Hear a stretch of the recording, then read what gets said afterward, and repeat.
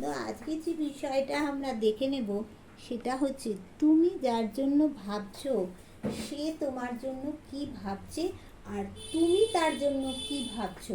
বিষয়টা একটু অন্যরকম, যে তুমি যার জন্য ভাবছো, স্বপ্নে মননে যার জন্য ভাবছো, তাহলে সে তোমার জন্য কি ভাবছে, তুমি তার জন্য স্বপ্নে মননে কি ভাবছো। চলো দেখে নেওয়া যাক ইউনিভার্স আমাদের কি বলতে চাইছে। তাড়াতাড়ি করে আমরা একটু দেখে নিই।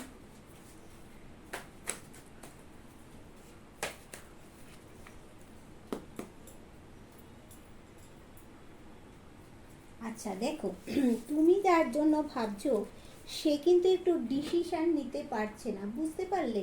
সে ডিসিশান নিতে পারছে না, কি করবে কি করবে না সে কিন্তু ভেবে উঠতে পারছে না। দেখো, কি করবে কি করবে না ভেবে উঠতে পারছে না। তার কাছে সব আছে, আবার উল্টে ইউনিভার্স তাকে কিন্তু দিচ্ছে, তাও কিন্তু সে নিতে পারছে না। হ্যাঁ, তবে সে কিন্তু বড় ডিসিশান নেবেই নেবেই নেবেই নেবে, তোমার জন্য বড় ডিসিশান নেবে। সে প্রচুর পরিশ্রম করছে, তোমাদের সম্পর্কের মধ্যে প্রচুর বন্ধু স্ট্রাগল করতে হবে। এই স্ট্রাগলটা করতে পারলে তোমাদের মধ্যে রোম্যান্স হবে, তোমাদের মধ্যে একটা ব্যালেন্সের জায়গা চলে আসবে। আর তার সাথে তোমাদের ইউনিভার্সের ব্লেসিং আছে, সে সেটাও ভাবছে। আর তোমাকে যে কমিটমেন্ট দিয়ে চলে গেছিলো সেই জায়গাটাও ঠিক করবে। যারা অলরেডি বিবাহিত, তোমরা নো কন্ট্যাক্টে আছো, তাদেরও কিন্তু জায়গাটা ভালো হতে চলেছে বন্ধু।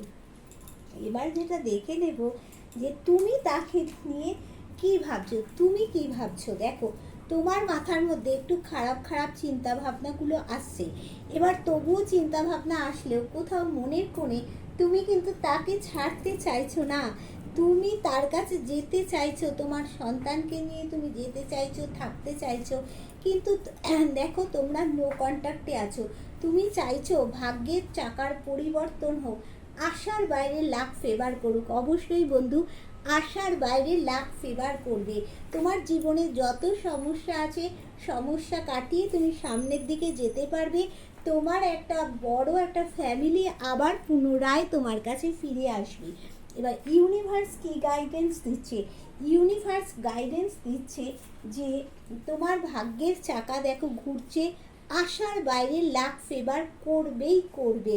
আর তোমাকে একটু, এই তৃতীয় ব্যক্তি, তুমি যাকে ভাবছো তার সাথে যে থাকে, তার পরিবারের কোনো মানুষ তোমার ক্ষতি করে দিচ্ছে, নো কন্ট্যাক্টে রেখে দিয়েছে তোমাকে, সেই জায়গাটার থেকে তোমাকে একটু সাবধান হতে বলছি।